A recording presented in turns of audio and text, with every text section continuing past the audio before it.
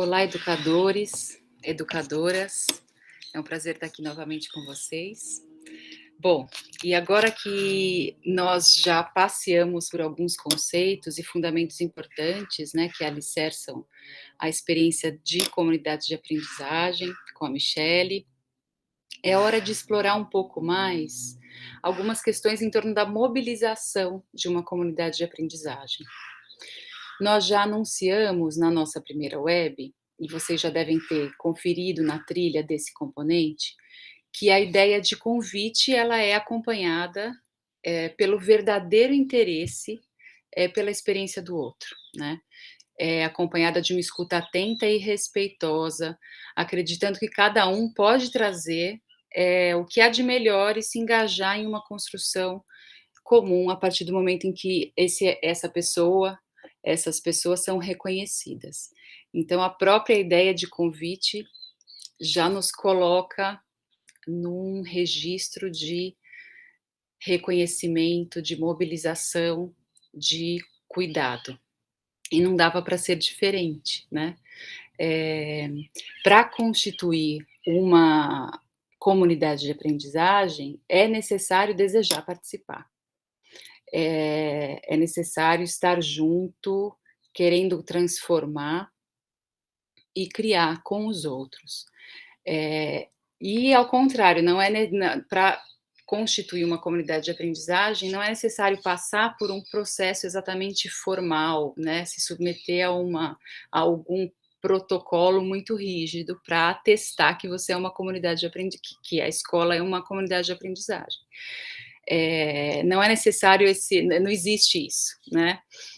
E tem escolas que se tornam comunidades de aprendizagem e tem escolas que não se tornam comunidades de aprendizagem. Não basta ser escola para se transformar numa comunidade de aprendizagem. Ao contrário, a ideia de comunidade de aprendizagem é algo que busca inovar e transformar um contexto institucional escolar que já vem apresentando uma certa crise, né, já de bastante tempo, crise no sentido de desconexão com a comunidade propriamente, com as famílias, com os estudantes, com o território. Então, não é necessário ser escola para ser comunidade de aprendizagem, é necessário desejar estar com os outros, né. Então acho que essas são as primeiras, palavras aqui que a gente pode dizer a respeito do que a gente vai conversar um pouco agora, né. Embora não tenha um protocolo, a gente pode dizer que existem processos que são importantes, processos que estão, relacionados a esse cuidado, né, a essa atenção ao que essas pessoas na escola apresentam. Então, embora não exista uma regra ou uma receita, um protocolo, a gente pode dizer que existem processos ou cuidados nos quais esses educadores, sejam gestores, sejam docentes que estejam na sala de aula, que queiram transformar a sua escola em comunidades de aprendizagem, podem ficar atentos, né. E, bom, aqui, eu retomo aqui o slide que nós apresentamos na web anterior, em que nós vemos aí uma série de mudanças e inovações que estão propostas pelo novo ensino médio. E, retomando também, é um conjunto de mudanças e inovações que é bastante complexo, é bastante desafiador, embora seja bastante também instigante, né, necessário. Então a gente convida vocês a terem em mente essas mudanças, essas inovações e vê-las como enxergá-las, né, como oportunidades para a criação coletiva, né, como desafios no sentido de congregar mentes e corações para criar junto, para criar com seus pares, para criar com os estudantes e com outros parceiros que estejam, no território em que cada um atua. Então por mais que esse contexto seja desafiador, é por isso mesmo que é necessário ter bastante gente pensando junto. Será que a essa altura, né, do percurso de cada um, cada uma, você já tem um mapa daquilo que você considera as maiores potências do novo ensino médio? Daquilo que você mais gosta de fazer ou de pensar, daquilo que mais te mobiliza a partir da proposição da reformulação do NEM, do novo ensino médio? O que será que seus colegas mais sabem e mais gostam, né? Quais as dificuldades mais comuns que estão em jogo aí, quando se pensa nessas mudanças? A gente vai fazer algumas perguntas desse tipo agora.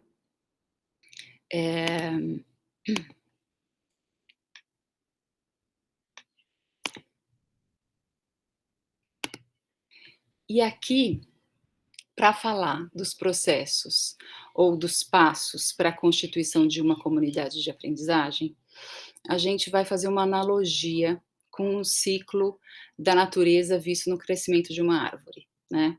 Essa imagem que está aqui, ela está presente no infográfico da trilha de aprendizagem desse componente, e se a gente puder fazer então essa analogia, ela representa a capacidade de enraizamento na comunidade, de estruturação e de realização de ações coletivas em prol dessa comunidade, né. E também é interessante que essa analogia com o ciclo da natureza, ela pode nos levar a uma ideia de que na escola tudo é vivo, tudo está em transformação, se renova, se apresenta, sempre há necessidades permanentes de cuidado, né, de alimento, alimentar as relações, né, alimentar as mudanças, alimentar aquilo que está também se enraizando. Então a escola é um organismo vivo de alguma maneira, né, se a gente pode pensar. Então existe a gente acredita que, por ser esse organismo vivo, ela sempre vai demandar uma atenção, eh, por parte desses atores que estão engajados aí em torná-la uma comunidade de aprendizagem, né. Essa comunidade de aprendizagem nunca vai estar pronta, eh e nunca vai ser algo definitivo, ela sempre vai precisar estar se cuidando, né. E aí aqui, assim, a gente retrata, né, nesse ciclo, esse movimento, né, de reconhecimento, de um processo de reconhecimento, e aí analogicamente a gente pode pensar na questão do enraizamento, né, o que que me o o que que me enraiza nessa escola? Quais são as contribuições que eu trago, né, quais são as contribuições que os meus colegas trazem, onde é que eu posso aprender com eles, com os meus colegas, com os estudantes. Enfim, esse reconhecimento ele está analogicamente aí, no lugar dessas raízes, né. Um outro processo importante da comunidade de aprendizagem, nós vamos ver, é a da estruturação, se for pensar no tronco, né, naquilo que a árvore vai se estruturando, vai se firmando, claro que com as raízes, mas ela vai crescendo. Então, como que a gente pode estruturar, eh, um conhecimento sobre das possibilidades de intervenção, né. Então a gente está pensando na exploração de possibilidades, né, como se fossem, eh, uma investigação, né, uma investigação no sentido de ver as possibilidades. E, então, depois também de passar esse processo de exploração, é o momento de planejar, né, de pensar nas ações, de realizar as ações. Eh, então essa árvore, esse ciclo da natureza está aí, acompanhado desse diagrama do ciclo, que pontua esses três passos, né. Então vamos a eles.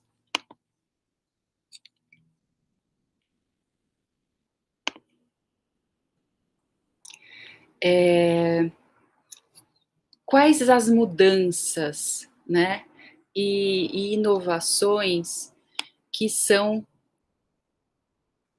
eh, familiares a mim e aos meus colegas, né? Quais são as mudanças que ainda são desafiadoras? Quem sou eu nessa comunidade?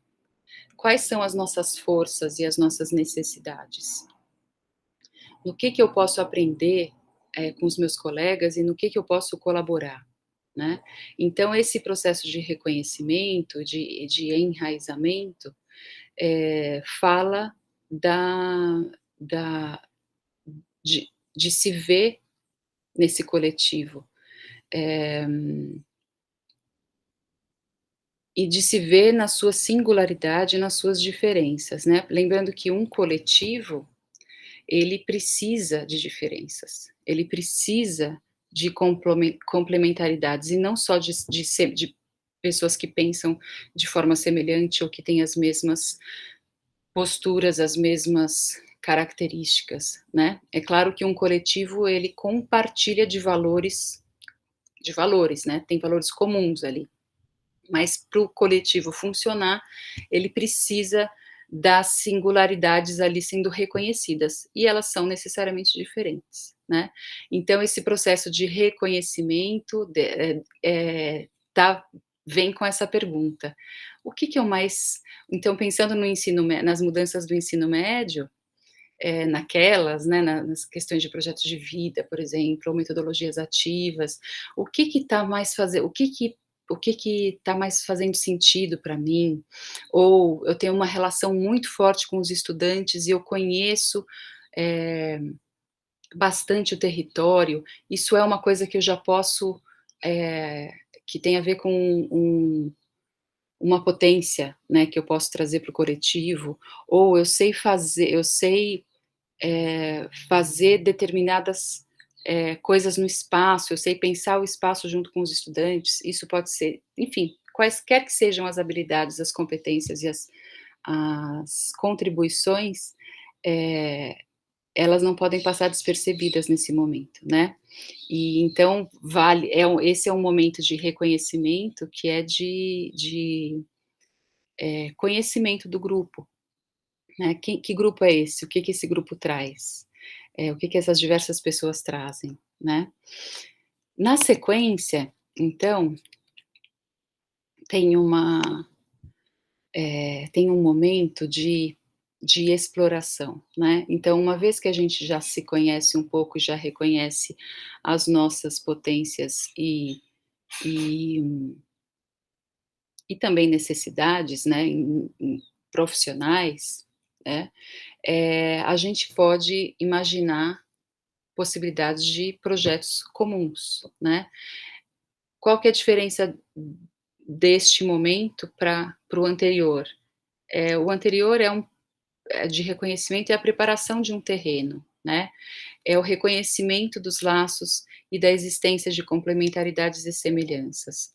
Enquanto que agora a investigação se aprofunda e dá lugar a essas possíveis construções comuns, né. Então, se a gente for pensar num processo de, não sei, enfim, elaboração de um projeto, acho que esse é o momento de estudo das propostas, né.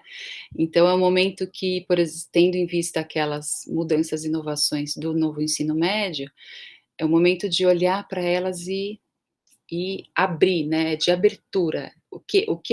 Quais são as experiências que já são exitosas, na escola, que a escola está acumulando e que dialogam com os valores e os princípios do NEM. Eh quais são essas experiências, o que elas trazem. Ou então, o processo de conhecer melhor, né, vamos conhecer melhor as experiências e o que a gente pensa sobre protagonismo. Vamos entender mais a presença dos diferentes grupos juvenis no território. Vamos pensar um pouco mais quais são as nossas necessidades e os nossos conhecimentos sobre as metodologias ativas, sobre a avaliação, né, a avaliação que é algo tão importante, precisa tanto ser reestruturado, então, eh, quais são as nossas necessidades em relação a isso? Quais são as nossas o que de onde a gente pode partir para pensar em mudanças na avaliação? Enfim, é um momento de abrir, não de fechar, de planejar, mas de abrir. Abrir, fazer ampliar esse mapeamento das possibilidades de caminhos, né. E claro, quando a gente fala assim, a gente está falando muito de uma conversa para ser realizada entre os pares, né, mas uma comunidade de aprendizagem, ela não se faz sem os estudantes, sem contato com a comunidade, né, então não é que isso precisa se dar apenas em conversas com, os professores, numa conversa profissional. É muito importante que se dê nesse nível, mas é possível, numa conversa no estudo, por exemplo, sobre protagonismo, né, sobre os espaços de participação, sobre os espaços físicos mesmo, como é que eles estão pensados e como que eles favorecem a participação dos estudantes, os estudantes precisam ser também ouvidos e e o que eles pensam precisa ser conhecido, né, só para dar um exemplo.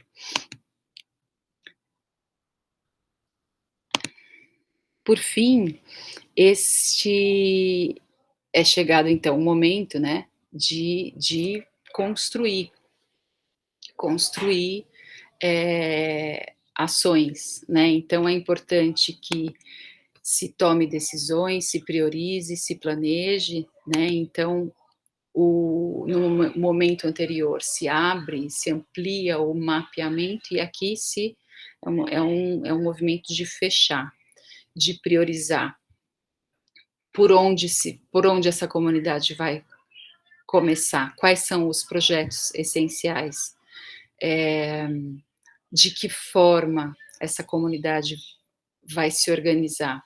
Não adianta fazer tudo isso e realizar ações de forma super, enrijecidas, sem a participação. Não, é importante que se organize, por exemplo, comissões ou grupos de trabalho para realizar algumas coisas, em que os jovens sejam incluídos, que outras pessoas da comunidade sejam incluídas, né. Então é necessário haver uma boa conversa sobre planejamento, considerando a participação, né. Então a gente coloca essas 2 perguntas aí para apenas sintetizar tudo que está envolvido nessa etapa de planejamento. Quem mais precisamos mobilizar para fortalecer essa comunidade? E quais ações precisamos desenvolver? Eh, esse é então um um último momento desse processo de constituição, de uma comunidade de aprendizagem. Lembrando, no entanto, que isso sendo um ciclo, isso sempre vai exigir uma retomada retomadas, né. Então não é que o momento de reconhecimento, não vai precisar ser retomado, depois é necessário que essa roda continue girando, né. E aqui a gente traz, eh, os princípios, da aprendizagem dialógica, né, e da sua relação com as comunidades de aprendizagem. Esses princípios foram sistematizados num texto que se chama Sete Princípios da Aprendizagem Dialógica, que está numa publicação da comunidade de aprendizagem, e eles são valores, né, o que eu estava falando com relação à organização. Não adianta pensar em se transformar numa comunidade de aprendizagem e não se abrir para a participação, dos estudantes ou para ampliação desse grupo de gestor, né, pensando a gestão da escola. Então, esses princípios que estão aqui sintetizados nesse slide, eles permeiam todo o processo, né? Eles sustentam uma comunidade de aprendizagem. E quais são eles, né? Primeiro, diálogo igualitário, né? Então, o que é mais importante numa conversa, numa aproximação entre as pessoas, numa comunidade de aprendizagem, não é o lugar que elas ocupam na hierarquia, não é se ela é uma gestora, se ela é uma educadora, ou se ela trabalha na organização da merenda, ou se ela é um estudante, mas é o que essa pessoa tem a dizer, é, é a sua experiência que está sendo ali comunicada. Então, isso é fundamental numa comunidade de aprendizagem, né? É fundamental que exista esse respeito, essa escuta, e essa curiosidade mesmo pelo que o outro tem a dizer, porque é aceitar que existe que esse outro é uma pessoa, é um legítimo outro, como diria um filósofo também, Maturana, né? Ele falava do legítimo outro. Então, é necessário estabelecer um diálogo igualitário. Isso está associado a um segundo princípio, que é o da inteligência cultural. Ou seja, não é apenas o saber acadêmico que tem valor numa comunidade de aprendizagem, né? O saber acadêmico é importante, mas existe um saber das experiências diversas, que precisam ser reconhecidos, e, além disso, é necessário, como a ideia do legítimo outro, né? É necessário reconhecer e assumir que todas as pessoas têm capacidade de agir e refletir. Não existem algumas pessoas que são as pessoas mais preparadas para refletir. Todas as pessoas têm essa condição. Então, numa comunidade de aprendizagem, é assim que a gente se relaciona com as pessoas. E isso é muito marcante numa sociedade como a nossa, que é muito, não é apenas desigual, é muito preconceituosa, discriminatória, né? Rotula. Então, nada disso é possível numa comunidade de aprendizagem. Ou, se isso por vezes acontece, é necessário observar, né? Observar e agir para que isso não aconteça. Terceiro princípio, né? O princípio da transformação, que eu acho que também está bem encadeado com o que já veio, né, antes, que, que estabelece, né, defende que a educação é uma ação é um agente, né, de transformação, e não de adaptação à realidade. Então, é a possibilidade de transformação do mundo, né? Uma comunidade de aprendizagem tem essa potência, né? Cada comunidade de aprendizagem pode criar coisas singulares e criar coisas novas, ou seja, pode transformar, né? Transformar as relações do seu território, transformar um pedaço da realidade, né? Então, a transformação está colocada como no horizonte de uma comunidade de aprendizagem. Um outro princípio, né, a criação de sentido, que está muito relacionado ao de inteligência cultural também, né? Então, a experiência de criação, a interação entre os sujeitos, é o que vai dando a possibilidade de aprendizado dos conteúdos. Ela tá essa comunidade que se forma, que se constitui, que interage, que age no mundo, é uma comunidade que está criando maior possibilidade de aprendizagem dos conteúdos pelos estudantes, porque os conteúdos também estão no mundo. E os conteúdos, não estão no mundo acadêmico, isolados do mundo, né. Os conteúdos estão no mundo. E aí essa ação de uma comunidade de aprendizagem que vai dando a possibilidade desses conteúdos também emergirem como significativos, serem percebidos e construídos como significativos. Um outro princípio, né, de solidariedade, eu acho que é muito decorre de tudo o que a gente já falou, né.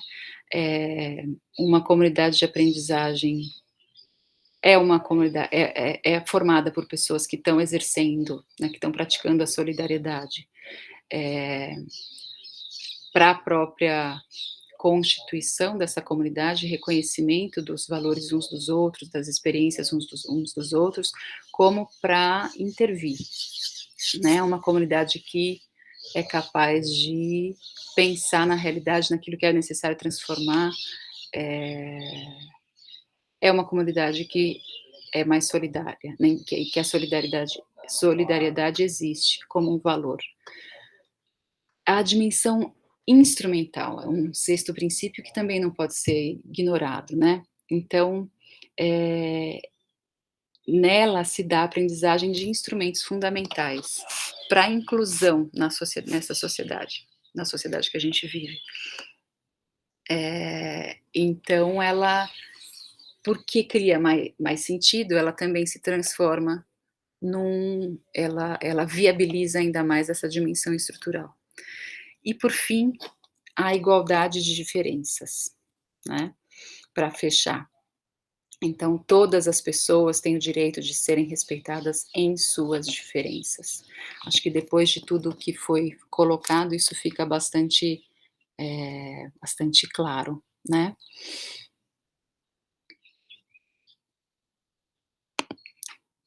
E agora, agora que a gente já falou um pouco dos passos, né, desses processos que envolvem a constituição de uma comunidade de aprendizagem, a gente queria apresentar para vocês algumas experiências, alguns pensando na ideia de não, de novo, de uma receita ou de uma regra, né, mas de experiências que iluminem, que ajudem, que inspirem a pensar em comunidades de aprendizagem. Até para, olhando para essas experiências, vocês também poderem reconhecer o que nos territórios de vocês, nas escolas de vocês, já existe nesse sentido, ou se não existe nesse sentido que está aqui, o que de que forma vocês se sentem inspirados a criar, ou enfim. É isso, são experiências para não para dar modelos, porque isso não funciona, mas para inspirar. E aqui a gente traz 2 experiências, que são, eh, que contaram, né, com o estímulo de secretarias de educação. Então, queria só lembrar, né, que na última web a gente observou de uma forma breve, mas está lá pontuado, a experiência de um professor numa escola no Rio de Janeiro, em que esse professor, com o auxílio e o estímulo de outras professoras, e em contato com elas e com os estudantes, esse professor transformou a própria prática e, entrou em relação com os estudantes e passou a aprender, nessa interação, aprender coisas que transformaram profundamente, né, a sua experiência. Então, lá na web, primeira web, a gente olhou do ponto de uma experiência falando da escola, do professor. Aqui a gente vai olhar para 2 experiências que trazem bastante a presença de secretarias, né, da atuação, do estímulo das secretarias. E vamos ver o que que elas trazem para a gente. A primeira é essa ideia, né, que do contato com as famílias podem surgir comunidades de aprendizagem. O que que é isso, né? Essa ideia, ela é eu acho que depois de tudo que a gente falou, ela é clara, né, no sentido de que uma comunidade de aprendizagem tem que ter a participação das famílias, e ela surgiu no contexto recente, vivido por todos nós, que é no contexto da pandemia. Então, aqui nesse quadrinho ao lado, tem o lema da Secretaria de Educação de um município de São Paulo, que é o município de Tremembé.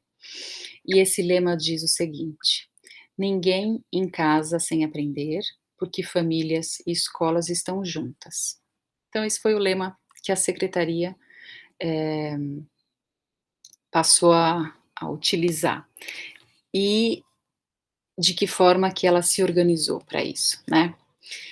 Tremembé é uma rede, é uma rede então do estado de São Paulo, né, do interior de São Paulo, formada por 17 escolas, em torno de 6.000 alunos, e ela passou, a estabelecer como prioridade, estabelecer o contato com todas as famílias dos estudantes durante a pandemia. E esse esforço foi muito cuidado, né, por essa secretaria. Eles fizeram um mapeamento, eh, das condições de acesso e de realização das atividades por todas as famílias, ou melhor, por 90%, eles não conseguiram atingir os 100%, mas eles conseguiram fazer esse mapeamento em 90% da clientela deles, e de modo que eles entenderam o que que eles de que forma que eles poderiam, organizar as atividades, considerando o acesso que as famílias tinham, considerando as condições que as famílias tinham de orientar os estudantes a fazerem as suas atividades, né. A partir daí, ela planejou como que se deu o planejamento das atividades, né.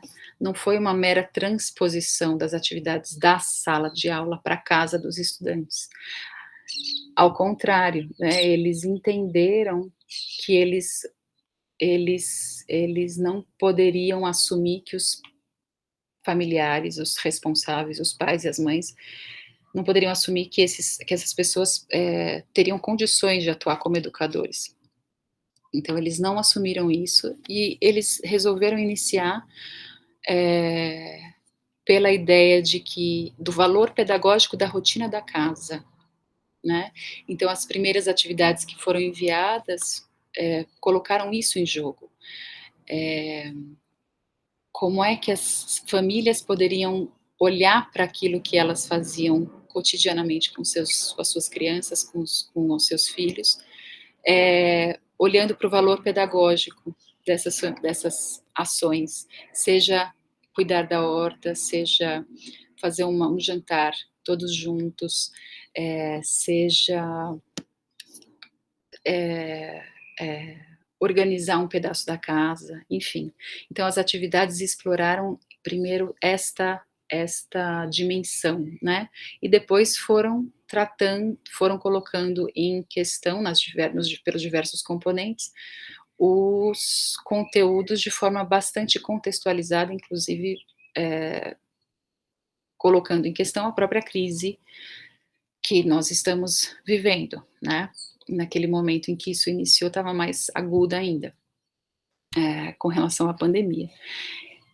E aí isso resultou num grande engajamento das famílias, né.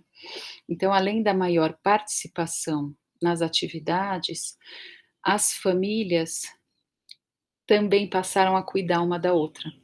Então tem depoimentos das equipes das secretarias que falam que, sentindo-se cuidadas pelas secretarias, né, as famílias que tinham mais condições de acesso, por exemplo, à internet, passaram a ajudar aquelas que não tinham, chamando os filhos para virem, fazer algumas das atividades na casa dessa outra família, enfim. Passaram a avisar a secretaria de uma ou outra família que estivesse em condições mais precárias e estivesse precisando de ajuda. Então, esse movimento de cuidado gerou, por parte da secretaria, intensificou, talvez não tenha gerado na origem, mas intensificou um processo de cuidado entre as próprias famílias, né. Então essa é uma experiência que num nível de município, de rede, ainda que seja uma rede não é uma rede pequena, né, de 17 escolas, mas é um grupo grande de escolas, se for pensar. No nível de município, a gente pode imaginar como esse cuidado no contato com as famílias, esse respeito, esse diálogo que foi se estabelecendo, né, se a gente for pensar em todos os princípios que a gente acabou de olhar, eles estão presentes aqui, essa questão da solidariedade, né, tudo isso foi sendo,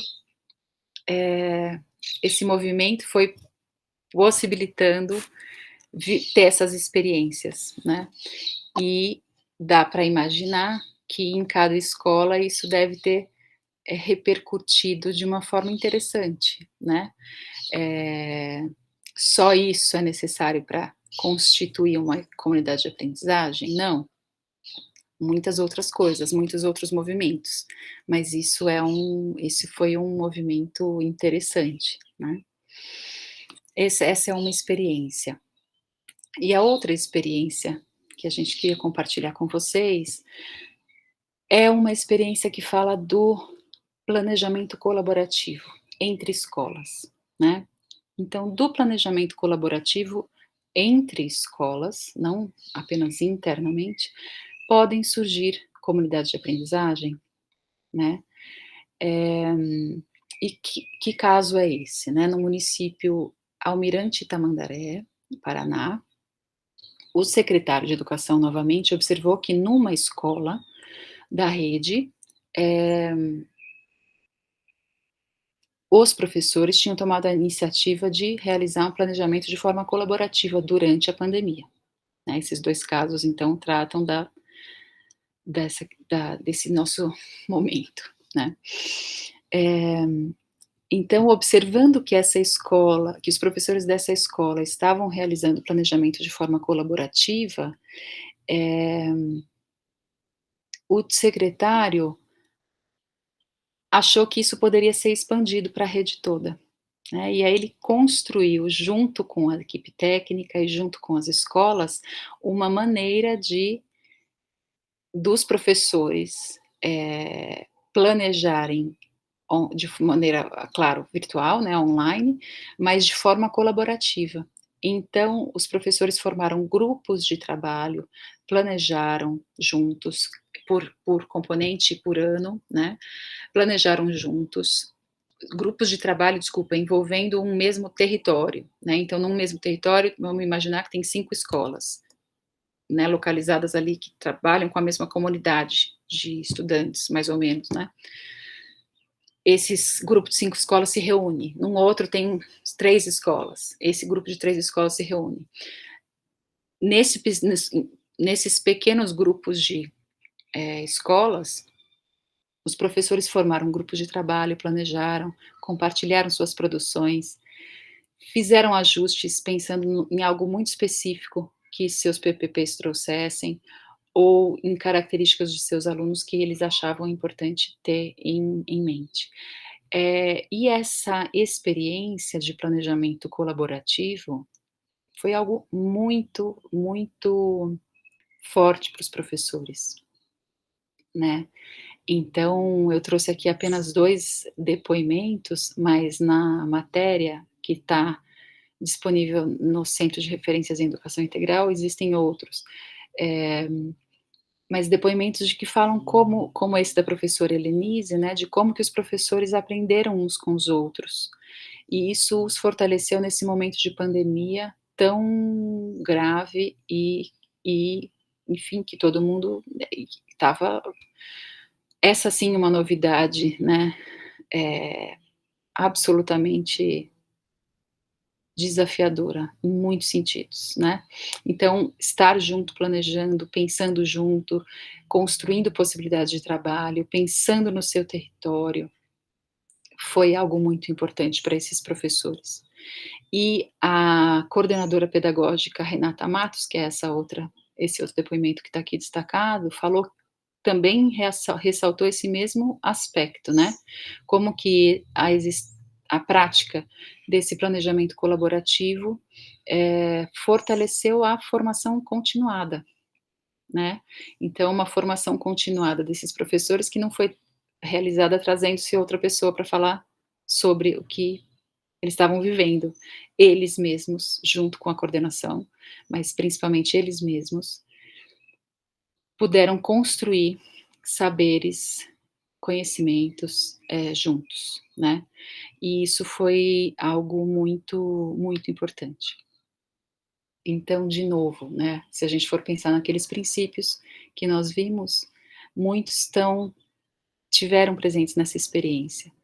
E, como eu falei antes com relação à experiência de Tremembé, só isso é necessário para constituir uma equipe, uma comunidade de aprendizagem? Não. Mas aqui tem um movimento, é possível observar um movimento que vai numa direção da constituição de uma comunidade de aprendizagem. E aí, para terminar, eu trouxe aqui umas palavras retiradas desse texto, Os 7 Princípios da Aprendizagem Dialógica, né, e que fala dessa ideia do sonho, né. Então tem um sonho, que é uma frase, né, uma frase, um lema também, né, do importante e famoso do Martin Luther King, que é aproveitada nessa ideia da comunidade de aprendizagem, né. Vamos ler. Ao longo da história, os diferentes projetos educacionais que melhoraram a educação e a sociedade tiveram características comuns: o otimismo pedagógico e a utopia. Freire já nos dizia que a educação, na verdade, necessita tanto de formação técnica e científica, quanto de sonhos e utopia. Para a aprendizagem dialógica, a utopia e o sonho são ingredientes fundamentais. Sem horizontes desafiadores, é difícil melhorar a educação. É a esperança de um futuro melhor que cria sentido em ir à escola e ali aprender, ensinar e participar. E é essa mesma esperança de melhores aprendizagens que transforma as expectativas do professorado, das famílias e do alunado. As expectativas das pessoas com as quais se relacionam meninos e meninas podem aumentar ou diminuir sua aprendizagem e contribuir para a criação ou a crise de sentido. A educação, que confiam sua própria capacidade, as expectativas que criam interações transformadoras surgem de pessoas motivadas pela educação, que confiam sua própria capacidade de melhorar, junto com os outros, as aprendizagens do alunado e a qualidade da educação por meio de sua esfera de ação educacional. Então essa era uma última, mensagem aqui que acho que a gente queria deixar, presente, né, então existe uma dimensão de utopia, mas não utopia no sentido de algo que não vai, que é fantasioso, mas ao contrário, é no sentido de que nos mobiliza para a criação, né. E acho bem importante isso, né, de que essa expectativa, essa confiança nas pessoas ajuda a mobilizar a criar sentido e a transformar. Então eu espero que vocês tenham se sentido aí inspirados a reconhecer o que na comunidade de vocês, na realidade que vocês vivem, já borbulha, talvez, ou está em germe, né, que vocês podem ajudar a cultivar. Então, desejo um ótimo trabalho para vocês e até a nossa próxima web. Aqui a gente traz, então, o cronograma da nossa jornada, a gente retoma o nosso cronograma. Nós vamos nos ver novamente na jornada síncrona, na jornada pedagógica 3. Então espero que vocês tenham um ótimo trabalho. E para que possamos nos aproximar um pouco mais da experiência de vocês, orientamos cada um, cada uma, a responder um instrumento de avaliação e acompanhamento, o coletor de reflexões. O coletor é um instrumento de registro das reflexões e aprendizagens que vocês puderam observar e ir construindo a partir do estudo do componente Convite à Comunidade de Aprendizagem. Para acessar, basta usar o link que está aparecendo aqui na tela, e é um instrumento bastante simples, não toma muito tempo de preenchimento, mas é um momento fundamental. A gente está muito interessado em saber um pouco o que vocês pensaram a partir de todo esse estudo e das observações que vocês têm a fazer sobre o percurso até aqui. Então, a gente espera o registro de vocês. Muito obrigada.